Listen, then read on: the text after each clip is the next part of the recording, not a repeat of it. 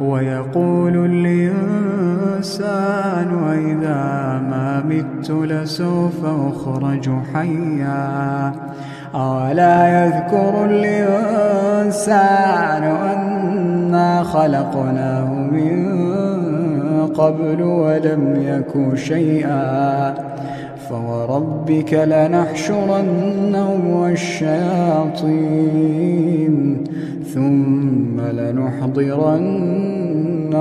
حول جهنم جثيا ثم لننزعن من